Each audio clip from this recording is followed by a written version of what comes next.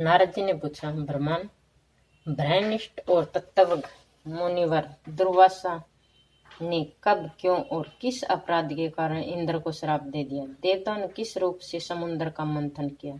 किस स्रोत्र से प्रसन्न होकर देवी ने इंद्र को साक्षात दर्शन दिए? प्रभु इंद्र और दुर्वासा में किस प्रकार का संवाद हुआ, ये सब बताने की कृपा कीजिए। भगवान नारायण कहते हैं, नारद, प्राचीन काल की बात है। मुनिवर दुर्वासा जी वैकुंठ से कैलाश के शिखर पर जा रहे थे। इंद्र ने उन्हें देखा। मुनिवर का शरीर भ्रा तेज से प्रतपित हो रहा था। वे ऐसे जान पड़ते थे मानो ग्रीष्म काल के मध्यकालीन सूर्य के शस्त्रों प्रभावों से संपन्न हो। उनकी अत्यंत सवस जटाएं तपाए वे स्वर्ण के समान चमक रही थी। वे श्वेत वर्ण का यज्ञोपति धारण किए हुए थे तथा उनके हाथ में मृगचरम दंड और कमंडल शोभा पा रहे थे। उनके ललाट पर महान उज्जवल तिलक चंद्रमा के सदृश से जान पड़ता था। वेद वेदांग के प्रागामी असंख्य शिष्य उनके साथ विद्यमान थे। उन्हें देखकर इंद्र ने मस्तक झुकाकर प्रणाम किया। उनके शिष्यों को भी भक्तिपूर्वक प्रसन्नता के साथ इंद्र ने संतुष्ट किया। तब शिष्य सहित मुनिवर दुर्वासा ने इंद्र को शुभ आशीर्वाद दिया। भगवान विष्णु द्वारा प्राप्त परम मनोहर पराजित पुष्प की उन्होंने भी उन्हें समर्पित किए। राजश्री के गर्भ में गर्वित इंद्र ने जरा मृत्यु और शोक का विनाश करने वाले और मोक्षदायी उस पुष्प को लेकर अपने ऐरावत हाथी के मस्तक पर रख दिया। उस पुष्प का स्पर्श होते ही रूप, गुण, तेज और अवस्था इन सब से संपन्न होकर ऐरावत सहसा भगवान विष्णु के समान हो गई। फिर तो इंद्र को छोड़कर वह घोर वन में चला गया।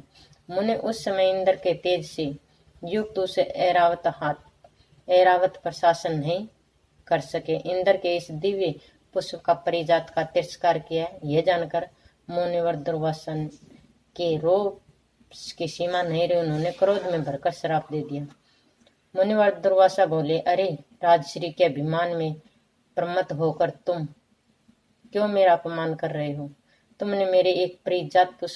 मैंने तुझे एक परिजात पुष्प दिया। गर्भ के कारण तुमने समय इसका उपयोग न करके हाथी के मस्तक पर रख दिया।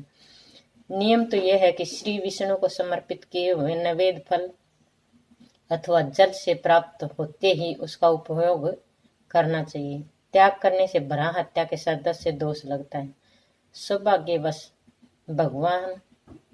सौभाग्यवश प्राप्त हुए भगवान विष्णु के पावन नैवेद्य का जो त्याग करते हैं वह पुरुष श्री और बुद्धि से भ्रष्ट हो जाते हैं। भगवान विष्णु के लिए अर्पित की हुई वस्तु को पाते ही उसे पा लेने वाला वह बड़भागी पुरुष अपने 100 पूर्वजों का उद्धार करके समय मुक्त हो जाता है। जो पुरुष नैवेद्य भोजन करके निरंतर भगवान श्री हरि के भक्तिपूर्वक पूजा और स्तुति करता है वह भगवान विष्णु के समान हो जाता है।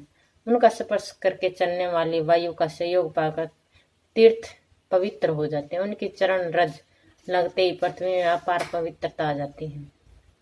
बिना श्री हरि की भोग लगाए वे अन्न पुल्लिंगिकाय और शूद्र के अन्न के समान दोषप्रद होता है। ये मांस भक्षण से अधिक दोषो वह है। शिवलिंग के लिए अर्पण किया हुआ अन्न और शूद्र याजी, देवल, कन्या विक्रयी और योनि जीवी का अन्न, उचित वासी सब के भोजन पर करने पर बचा हुआ अन्न, शूद्रापति और वृषवाही, अक्षिति, सहधाई, अज्ञेयागामी, मित्रद्रोही, विश्वासघाती, कर्तृघ, मिथ्याभाषी ब्राह्मणों का अन्न अत्यंत दूषित समझ जाता है। परंतु ये सब भी भगवान श्री विष्णु को अर्पण करके भोजन करने से शुद्ध हो जाते हैं। श्री चंडाल भी भगवान विष्णु की उपासना करता है तो उसके करोड़ों मनुष्य का उद्धार करने में शक्ति आ जाती। श्री हरि की भक्ति से विमुख मानव समय अपनी ही रक्षा नहीं कर सकता। यदि अज्ञान में भी भगवान विष्णु को समर्पित नैवेद्य ग्रहण कर लिया तो वह पुरुष अपने अनेक जन्मों के उपार्जित पापों से मुक्त हो जाता है। जानवर का भक्ति पूर्वक जो श्री हरि का प्रसाद ग्रहण करता है उसे के तो कई जन्मों के पाप निश्चय पूर्वक भस्म हो जाते हैं। इंद्र के ने तुमने तो अभिमान में आकर भगवान के प्रसाद रूप परिजात के पुष्प को हाथी के मस्तक पर रख दिया। इस अपराध के फलस्वरूप लक्ष्मी तुम्हें छोड़कर भगवान श्री हरि के समीप चली गई। जय, मैं भगवान नारायण का भक्त हूँ। मुझे देवताओं तथा ब्रह्मा से भी कचित भी भय नहीं है। काल, मृत्यु और जरा से भी मैं नहीं डरता। फिर दूसरों की तो गिनती क्या है। तुम्हारे लिए तुम्हारे पिता प्रजापति कश्यप भी मेरा क्या करेंगे। देवराज, तुम्हारे गुरु बृहस्पति भी मुझे निसंक पुरुष का कुछ भी नहीं बिगाड़ सकते। देखो, ये पुष्प जिसके मस्तक पर है, उसी की पूजा श्रेष्ठ मानी जाती है।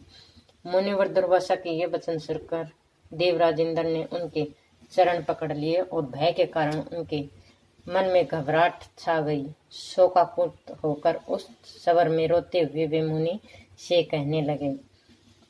इंद्र ने कहा, प्रभु, आप